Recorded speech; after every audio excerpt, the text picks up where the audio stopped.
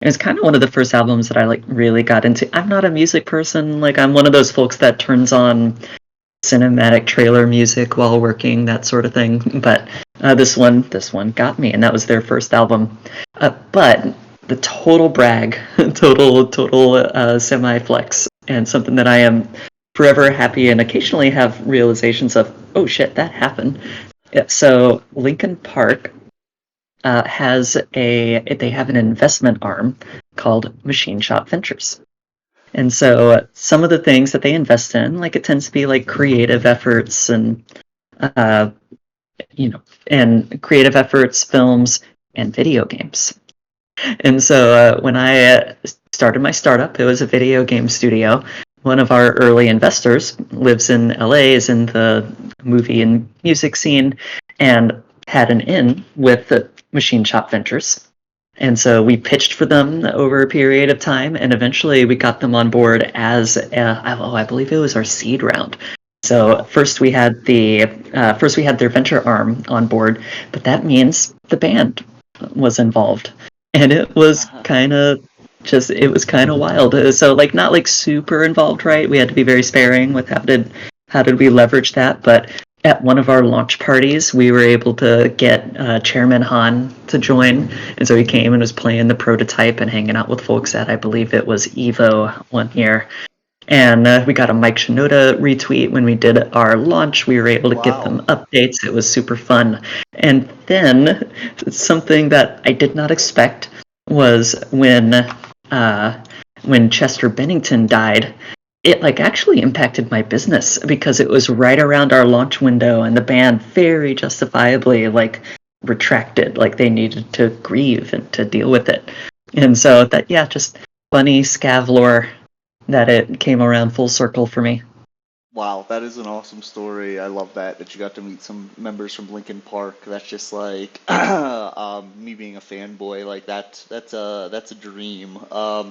Also, I like Lincoln Park as well because it's like they Mhm. did get into NFTs fairly Yeah, early that's as right. well with their fans. Hmm. Like a couple of years ago, they minted some NFTs and they just gave them away for free Love to it. people in their fan club, like the most loyal fan base. So it's like it just shows Linkin Park's values as well, and they also create some excellent music. But I digress. We'll get Demo Day kicked off. Although Heck that was yeah. that was an awesome story to get Demo Day started.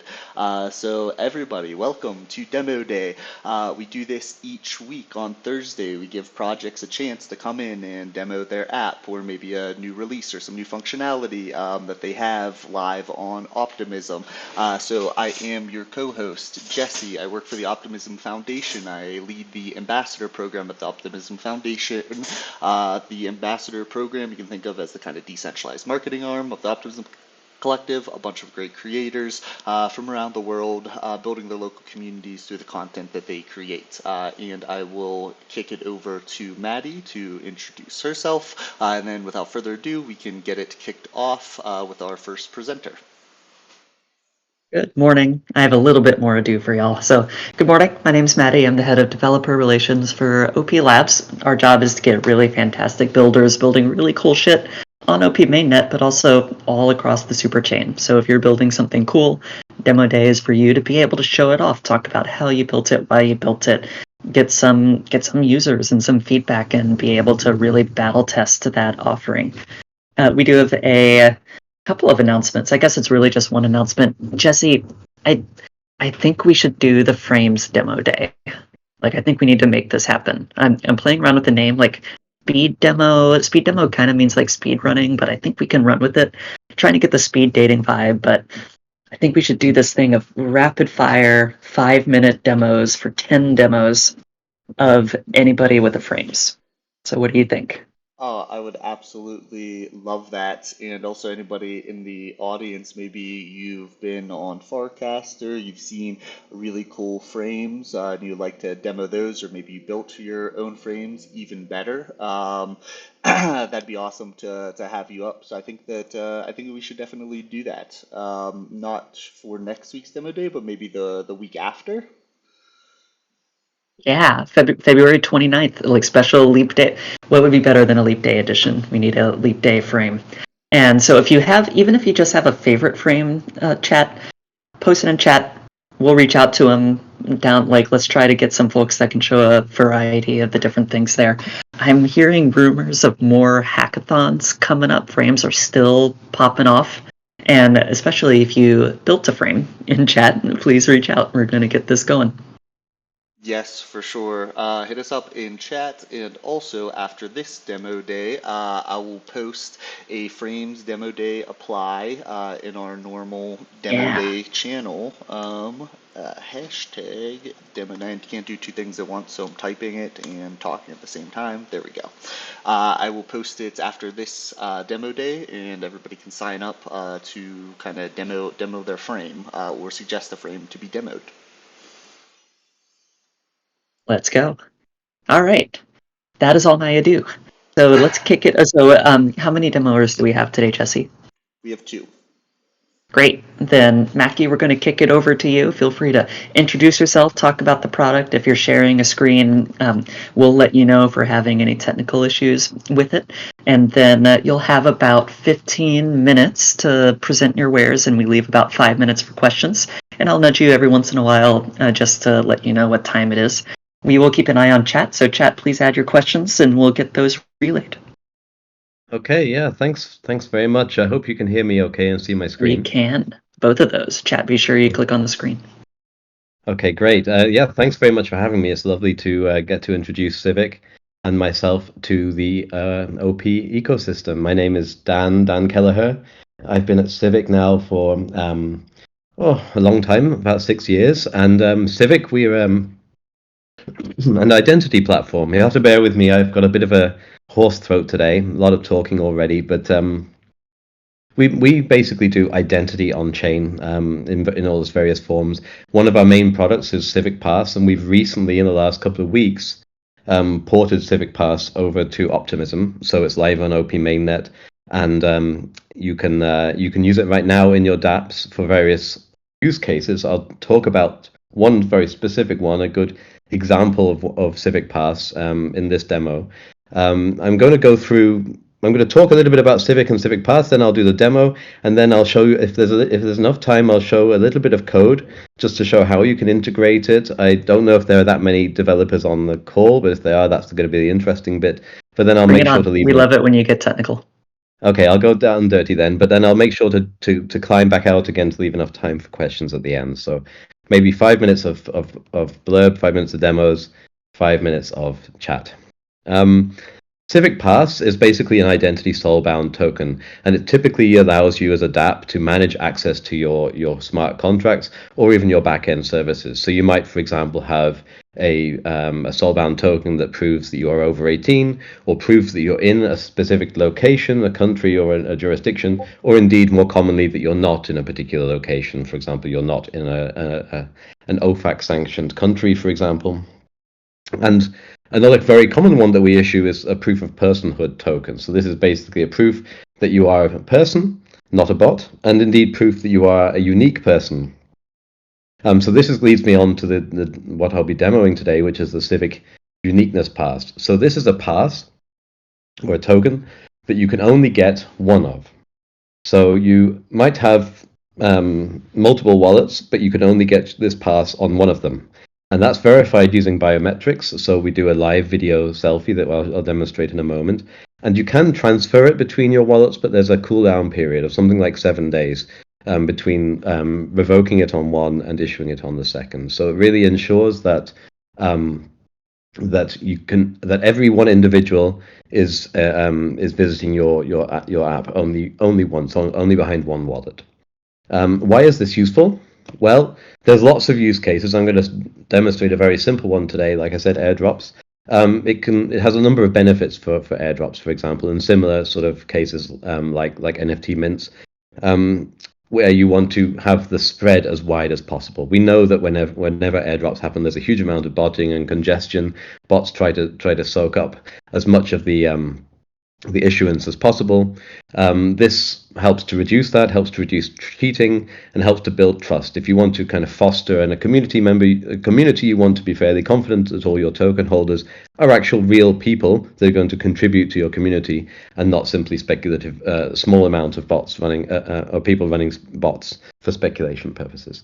And we're already integrated in a bunch of projects that use Civic Uniqueness Pass for these sorts of things, including most notably Gitcoin Passport and Rarimo. Civic doesn't just do Civic Pass. We also have a number of other products around things like portable Web3 profiles. So this would be the equivalent of having like a social profile with a PFP and so on, but portable and usable across multiple platforms, and not kind of like gated to a single platform like is typical in the Web2 world. Reusable KYC or identity verification in a number of different customizable configurations, very useful for regulatory compliance. And in general, we work with organizations in a number of different fields, be it governance, public goods funding, DeFi, gaming, and mints, and so on. So there's really quite a lot of places where identity is valuable in Web3, and Civic, we have a lot of experience with all of them. So please get in touch with us. Visit civic.com for more information. There'll be more links at the end of this. Okay, the tab says it's demo time, so I'm going to jump over here. You should see my browser now. I've created a simple dApp, which is an airdrop dApp. You can try this. It's running on Optimism Girly, so you need some Optimism Girly ETH in order to try this. But I'll leave this open. If you're watching this on a recording later, I'll leave this open for a few weeks. If you go to civic-airdrop.vercel.app, then you can try this yourselves. This airdrop, you need to have a uniqueness pass to verify that you're a unique person before entering. And this button here is something that we provide as part of our SDK, so you can easily add this to your dApp. And then when you click on it, it opens up this iframe. And this iframe basically is what I'm going to use to go through the flow of getting the pass. I first need to sign my wallet. I think I've forgotten to actually, oh yeah, I have actually already given my password to MetaMask. And then it will ask me to go through a video selfie. So I'm going to do this now. Watch out, you'll see my face now. Don't be shocked.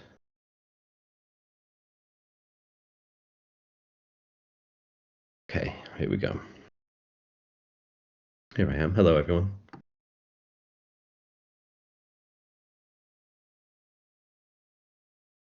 Okay, so now what it's doing is it's checking to see if it's seen this face before. So we're not storing the information, we're not storing a video or a picture of the face or anything like that, but what we're storing is basically a data point that represents your face, and we're comparing that data point to other data points in the space. Now this should fail, and the reason it should fail is because I've already got a uniqueness pass on a different wallet. I was trying this on a new wallet. So this, I already have what I would need to do in this case would be to revoke it from there and move it to another one. But I'm not going to do that. I'm going to leave it on that wallet. But if it hadn't failed, then I would have been able to then click on verify. I'm just going to quickly demonstrate, or try to demonstrate how that would work. I've got another identical app here. This is exactly the same, except that in this app, the uniqueness constraint is relaxed. So in this case, I'm going to go through the exact same flow, but at the end of the flow, it doesn't care that I have already got the same pass on a different wallet, and it's going to hopefully issue the pass. Let me issue the pass to me. And frame your oval. 1 second. I have to stop talking while this is happening. Okay, I can talk again now, hopefully. So it's going to let me issue the pass, and then once it issues the pass, it'll let me claim the airdrop. So now we're just waiting for the transaction to be confirmed. After this demo is over, I'm going to jump into okay, we've got the pass, that jumps to active, and now I've got claim, and now it will pass, hopefully. And I don't know, yeah, okay, so that's working. It might take a few seconds to go to that, but I don't need to show that particularly, I think. Oh yeah, that's already jumped up to 5. So this will change in a minute. I can't remember if I set up the the update there. Let me just jump back to here for a second, because I want to show what would happen if I bypassed the fact that I have a pass and try to call the smart contract anyway. This button is calling the smart contract to like try to claim my airdrop, and it gives me this error message here, which is basically saying that I don't have the pass. The on-chain word for pass is gateway token. It's saying I don't have it. That's the demo. I want to jump into, if I still have time, I think I still have a couple of minutes to jump into the actual code. This is awesome. Yeah, go for it. You have plenty of time. Cool. So actually, I'll stay away from the UI code for a second, because the more interesting part is the smart contract code. So here I have a smart contract. It's an ERC20 token called airdrop.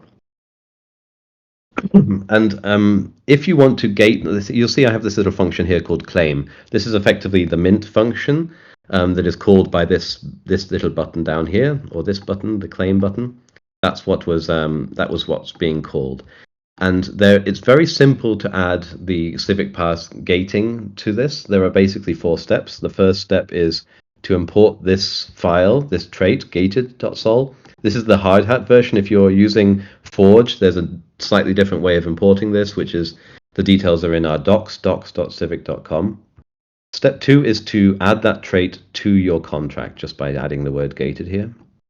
Step 3, you need a constructor, and you need to pass 2 values into the gated trait. This is the gateway token contract, which you can get from our docs, and the gatekeeper network, which is basically another word for the type of pass.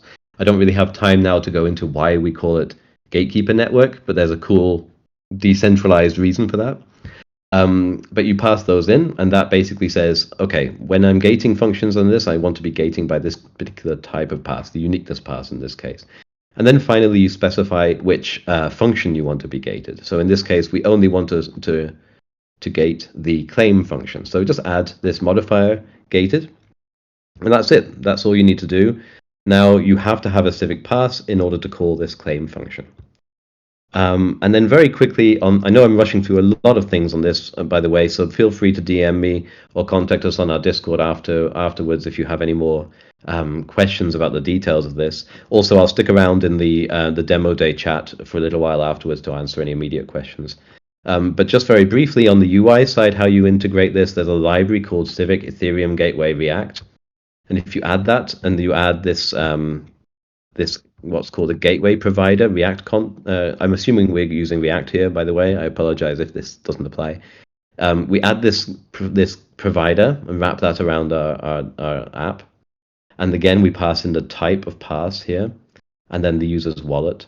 And what that does is it gives you access in your code to 2 different things. First of all, it gives you this identity button, which is this guy here, or rather this guy here, that you can click, and that will open up for any given pass the iframe that you can use, that the users use to go through and get the pass issued.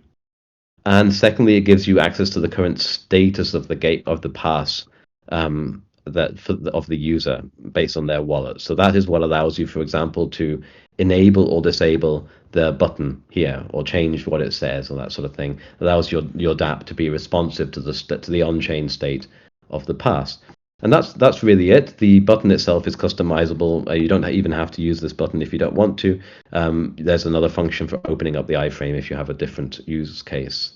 And yeah, I think I'll leave it there. I'll just bring up these, well, we don't really have the links here, but I'll send the links around afterwards. But yeah, Civic Key on Twitter. And yeah, any questions?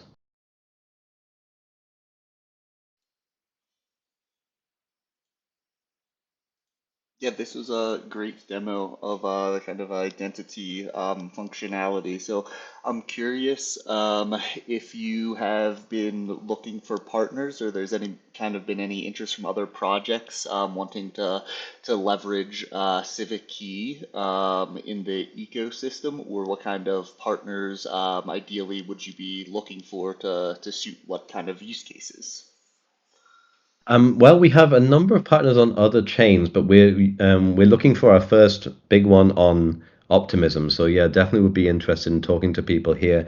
In the past, our partners have been back in DeFi Summer. We worked on a permission DEX with an organization on the Solana blockchain.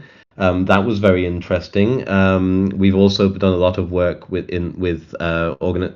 software running DAOs, so DAO dApps. for governance, especially things like quadratic voting and other non-token based voting. So you can imagine normally a DAO that has token-based voting, where whoever has the most tokens effectively wins, and we've been building mechanisms to kind of equalize that or make it more kind of one person, one vote, or somewhere in the middle. We've also worked with a number of NFT mints in the past, specifically ones that are interested in having a kind of a equitable first primary mint, that want to spread the mint across as many people as possible and reduce the amount of botting. But our most kind of prolific partners right now are those ones I mentioned earlier on, specifically Gitcoin Passport, that are kind of a gateway to a large number of other organizations. So yeah, anyone that is in any of those categories. I also haven't mentioned gaming, but that's also increasingly, we're getting a lot of interest there as well. Yeah, And I saw another one is saw that on the website. And go ahead, and then I have some follow-up excited questions. Sure, sorry, yeah, this was a long answer, but the very last one that we're seeing more uptake now, it might still be a little bit early, is RWA, so real world applications, people issuing tokens that are backed by real world assets, I should say, because those are almost always cases that need some kind of identity aspect to the holders and of those assets, of those tokens. Got it. Yeah, go ahead. Oh gosh, there's a lot here, and you were so well executed on your allotted time. We have no choice but to give you more time. That was really great. So props on that. So I have a couple questions. So first of all, let's connect. Let's make sure we chat on Telegram or your preferred choice. We're constantly spinning up identity initiatives, and so definitely want to make sure that you can connect with some folks. And I see Carlos in chat. So Carlos, you might be down to connect, because I know this might be interesting for some of the real world work that you do in South America. Not trying to speak for you, but like if y'all would like to drop the info in chat. When we're done, Mac, by the way, you can drop all the links that you want for folks to find you on various social medias. So speaking of the wider industry, so how do you see yourself, y'all sitting in the landscape for on-chain identity? And especially I see biometrics. So like, how do y'all fit in the ecosystem with WorldCoin and with some of these other platforms that are out there? Yeah, well, we're really focusing on building a kind of a platform that allows other people to plug in what they need. WorldCoin definitely has that. Is a competitor when it comes to the biometric scan, the proof of personhood.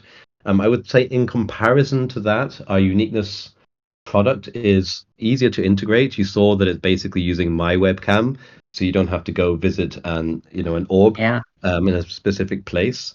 And we also don't require that the users install an app. It's very easy to integrate into your into an existing dApp, and all the information is already on the user's wallet. We did have an app at one point, a mobile app that people had to install to use our platform, but we found that was quite a big barrier to entry, and we've focused in the meantime on being a kind of a more of a modular system that people can integrate to a lesser or greater degree. They don't need to be all in on every part of our infrastructure in order to use it. So we fit in. We fit in that regard. We offer people the choice to build the identity solutions that they need, and we don't kind of force people to buy in wholesale to an identity solution that we're prescribing them. Yeah, and something we're excited about on the Optimism side is let's get as many of these identity solutions as we can. Like, even if you think about how it works in the real world, you don't rely just on your passport or just on your driver's license. There's all sorts of different IDs. There's the one you use to get into work. Nobody uses library passes anymore, but that's the canonical example. But it's through the mesh of all of those that you start to really have this proof of humanity coming up. So super glad to have you in the Optimism network. So here's a question. Are you team attestations or team verified credentials? Yeah, that's a great question. I think we are, as a company, more on team verifiable credentials. So for people who don't know what that means, verifiable credentials and DIDs are standards or almost standards that come from the decentralized identity world that has actually existed since before blockchain existed, but has obviously had a huge resurgence since blockchain. And they are designed to work off chain. They're designed to be super flexible for different signing types, different ways in which people might want to use them. Attestations, specifically in the context of the biggest one right now, which is EAS. I know that Optimism is very like kind of all in on EAS. Are a they come out of the Web3, the crypto world, the Ethereum world in particular, and they are a form. They're very similar to verifiable credentials, and they let you say something about someone else. So you can say, according to me, this person is from Ireland, or according to me, this person is born in a certain date, or something like that. They're more constrained on what they can do and how they work, but with that comes a large amount of simplicity. We've been using verifiable credentials and DID since they existed. We think it's very important to be standards based. We think it's very important to be W3C compliant, and very important to be Web 2 ready as well. But we are actually very strongly contemplating supporting EAS as well, again, so that we don't have to bring our opinions to the wider world, and so that we can meet people where they are. We're seeing that more and more. And good news, it was kind of a trick question because we are really in on both. And so we do support EOS at the protocol level, and I believe that's supported at Genesis for new chains. Don't totally quote me on that, but that's an example of how we want to be building this up with new chains spinning up as well. But also, verified credentials and DIDs have their place. The fact that they are not permanent is an example, because we don't want our credit card info stored on chain forever. You probably don't want that as a verified credential either, but like Disco is on OP mainnet, and I believe Base as well. There's some other DID and verified credential providers, and I love that y'all have a position on this. Super interesting. How are you thinking about AI? We've seen the Reddit threads and such coming around of folks that get a really convincing still image of a Reddit style verification that has R whatever and the date, and we even saw one of a physical ID coming out. How are you thinking about that?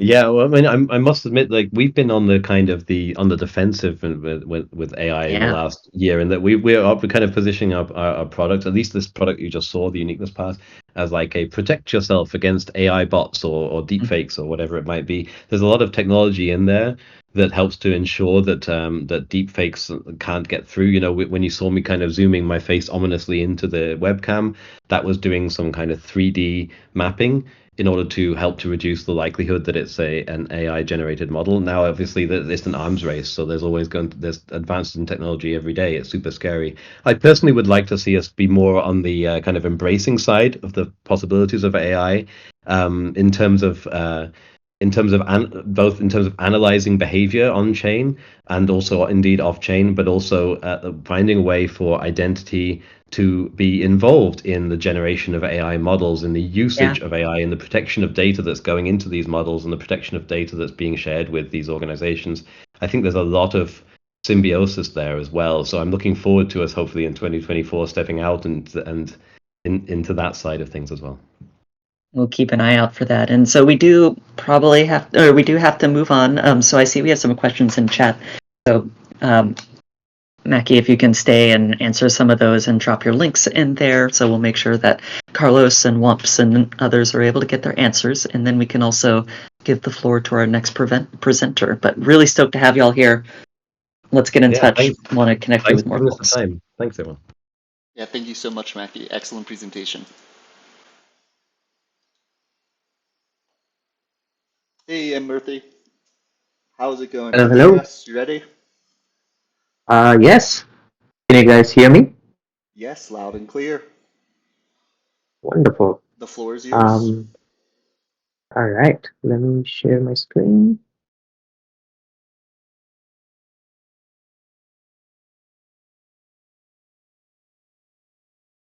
Okay.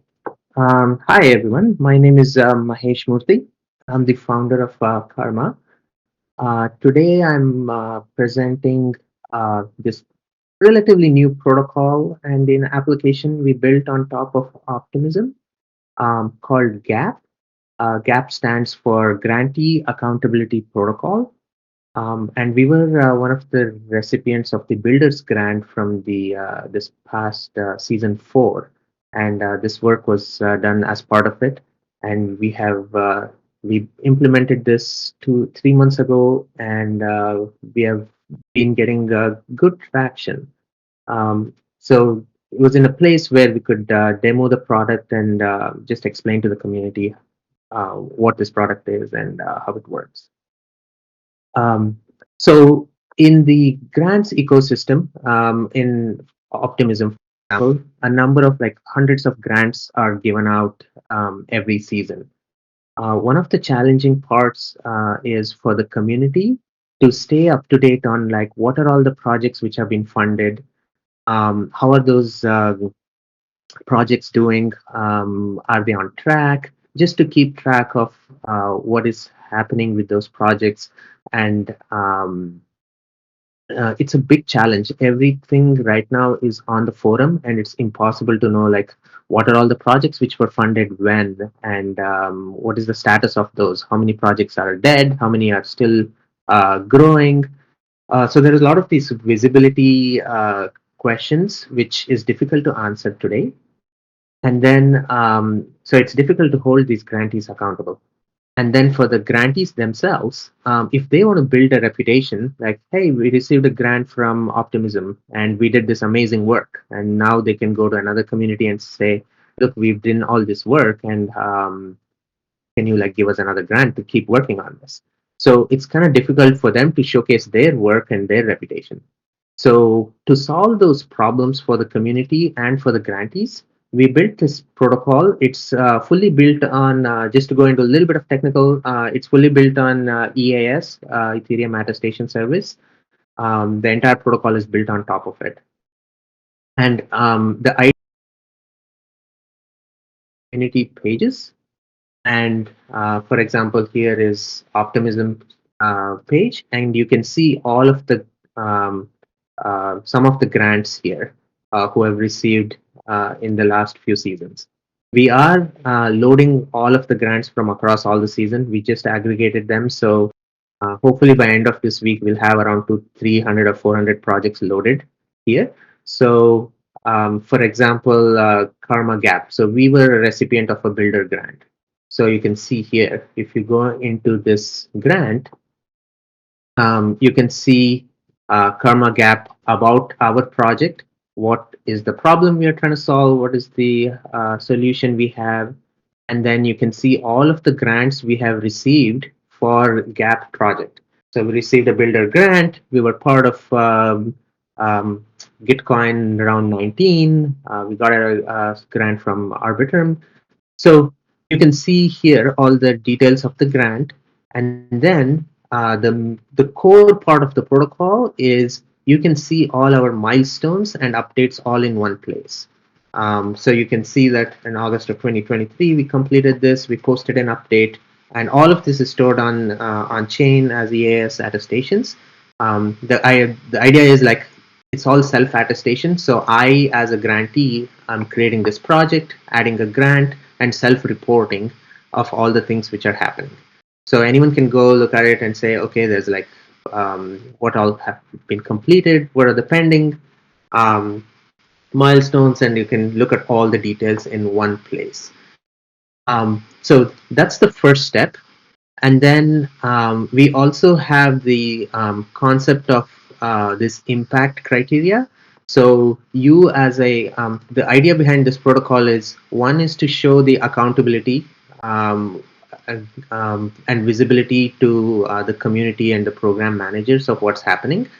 And then the one other thing we discovered, which the everyone were asking for, is like, how can we like measure the impact of these grants?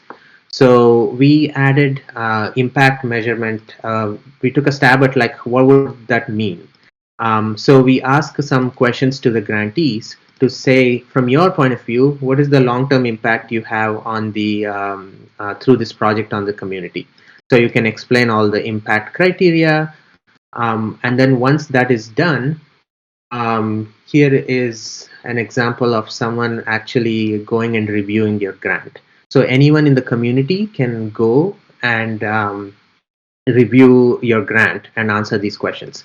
From their point of view, how innovative is the project? Should we continue to fund similar projects? These are all like good data points for the program managers and the community to say, you know, this is a good project. It really had an impact. We should fund similar projects. Or this was a good experiment, but it didn't really work out. So maybe we should not fund these projects. So you can see people have left reviews for different grants. This protocol is live for a number of communities. Optimism is one, and we have Gitcoin is actively using it. You can see there are like 362 projects loaded into Gitcoin. We have public nouns who are mandating that every grantee funded by public nouns has to go use Gap to post updates on how they're doing, and you can see people are actually posting updates on this. So this is from a community point of view. So you as a community member can go to your community page. So there's public nouns, there is Optimism, there is Gitcoin, and we just onboarded Pocket. So there are a number of communities slowly adopting this. And you can see, you can get a complete visibility of what is happening. And then from a grantee point of view, you simply log in with your wallet, and then you can easily create your project or update these projects. So we are loading a lot of these projects and assigning to the owners, but it's easy to just simply create a new project and then fill in all the details. Let's say Gap. Fill in all the details, add any team member addresses you have, and then just execute this transaction. The MetaMask, your wallet pops up, and then you're good to go. So it's pretty straightforward for adding a project. And then you can also add like grants. Let's say you received another grant from, let's say, Optimism. Let's say I received a growth grant for in season 5. So you can fill in all those details, and then you can answer these questions and easily add milestones. What are all the milestones in this? And all of these are like anyone can audit this, ask questions, review your grant, and then you can build your reputation as a builder. So that is Gap in a nutshell. And I'm open to any questions. Lots of activity in chat. This is also fire. This is great. And so, let's see. I see that y'all are doing this workshop tomorrow, so that's cool that you're getting direct user feedback, that you're implementing this. I also noticed that you are taking qualitative measurements, but still making those quantitative, which I firmly believe is the first step, so I'm just glad to see you're doing that. So what's the biggest puzzle that you're tackling right now? You have all these inputs, you have a product, you have a use case, and you have partners like that you're working with. But what's the next big unlock and identity puzzle that you're working on? The next big unlock, the challenge is, I think Carlos also asked, how do we get quality reviews on there, and how do we like do impact measurement? Like impact measurement is a hard problem. Yes, it is. There are so many ways to do it. One thing we are doing is, okay, like for example, Gap. How many transactions did it have on chain? So for example, right now we have around 1,000 attestations created across different communities. We have, in fact, not 1,000, like around 2,000 attestations have been created. So it is kind of adding to the Optimism network. Like we are slowly increasing the network usage, And then, but as a Gap product itself, like who is it impacting, and is it valuable to the community? So that is like one thing we're trying to figure out, how do we quantify it. So right now, we opened up like reviews for this, and we got like, they were like, our initial thesis was, let us allow anyone to review these grants. The problem then became like there were like a lot of like spam, and so it was hard to kind of distinguish between true reviews versus like someone just spamming. So we are adding this uh, gated reviews. So public nouns can say only token holders, public noun token holders can review this. So we are adding that. And then another thing which we're really cool, which we are exploring, is some of the feedback we received was we're not comfortable putting our name on the review, if especially if you're giving a critical review. So we are implementing a ZK solution using semaphore. So we could add all the public nouns, or even Optimism, for example, like all the Optimism delegates, let's say top 100 Optimism delegates, we know who they are. We are thinking of adding all those 100 delegates into a pool. We could use semaphore, and there's like a few libraries. And then you can say that you reviewed a grant without revealing your address, and you know that you are one of the 100 in those Optimism delegates. So we are actually in the process of implementing that. So those are a couple of like the challenges we are like tackling right now. And obviously, all of this will work if the grantees are actually go and post updates and keep their project up to date. Um, and one of the things which we did was, I know like a lot of grantees prefer to post it on the forum. So we built a forum bot to, if you tag Karma Gap, it will automatically pull that and pull your data and information and post it here. So those are some of the challenges which we're tackling now. Yeah, This is really cool. And go ahead, Jesse. No, I was just going to say that is great, and we actually have a Number Nerds program that's you may want to talk to as well. Our Number Nerds kind of contributor path looks at a lot of the past grants and does some analysis that sometimes they post on their socials, sometimes they post on the governance forum. So you may want to reach out to them. They're the Number Nerds program.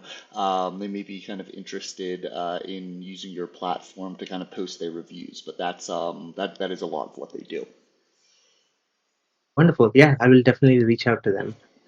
I have a secondary question as well. Have you with with So it seems like Karma Gap would be or it gets more useful and beneficial to users in governance systems that have been running a decent amount of time. So we're on governance season 5 right now for Optimism. There's been some grants coming out. Have you noticed an uptick in usage from grant recipients on kind of building their profile on Karma Gap, so that all of their previous missions or grants can be seen kind of all in one, or kind of how is that how's your Optimism community growing there as the season goes on, or the seasons go on?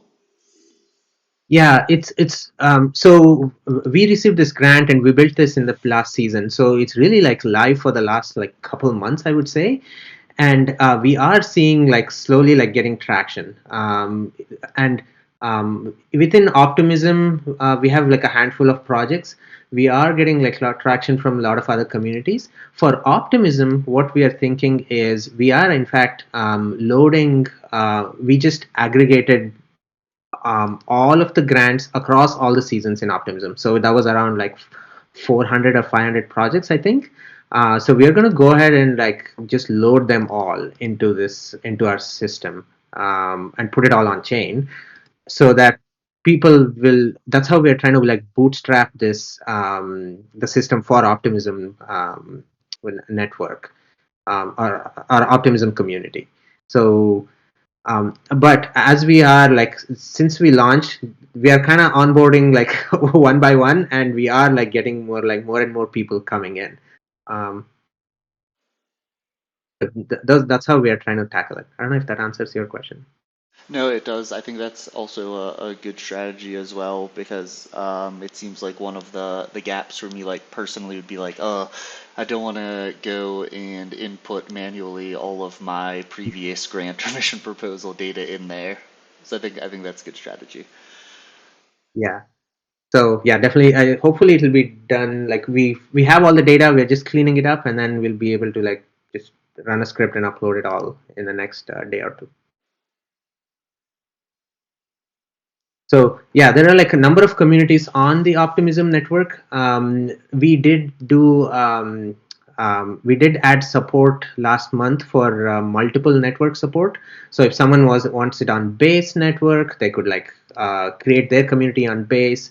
Right now, a lot of these are all on Optimism network. But any Optimism chain that we can easily support, or the super chain networks. Excellent. I love it. I'm scrolling through the chat to see if there's any other questions. I see Carlos asks, how do you deal with potential spam reviews? I think you might have answered that already. Yeah, this spam reviews is the thing which we learned, and yeah, we're tackling that through gating and also through some of the ZK solution. Awesome. Love to hear it. Christina, I will post where you can get in contact with the number nerds after we wrap up here. But this was a great presentation, very informational. It sounds like Karma Yap is growing from the last time that we spoke, and you guys were on demo day, so excited to see that. So that wraps up demo day, everybody. Thank you for coming. Oh, of course, sorry. Where can the community reach you? Where's the best place for them to reach out if you want to drop some links in the chat? Yeah, we'll drop some links in the chat. Anyone can like DM me, or we have a Discord channel, Karma Discord channel on our website. We'll drop the links here, or we also have a Telegram channel. So that would be the best place to reach out to us. If there is any new communities who issue grants, if you want to use this platform, we would love to onboard you. And if you are we are also building out this decentralized like reviewer impact measurement marketplace. So if you are like a nerd who really likes to jump into these grant programs and do impact measurement, please reach out to us. So we are building that too. Excellent. Thank you so much. Thank you to our presenters for presenting today. Excellent live presentations. We love it. And everybody, thank you for attending this week's demo day. As a reminder, we do demo day each Thursday, so be sure to join us next week for demo day as well. And then towards the end of February, so the week after next, we'll try to get a frames demo day set up. So check out the demo day channel to apply for that frames demo day. I'll post it soon. All right, everybody. Thank you so much. Have a good rest of your day. Send me frames. All of them, please. Spam me. Thanks, y'all.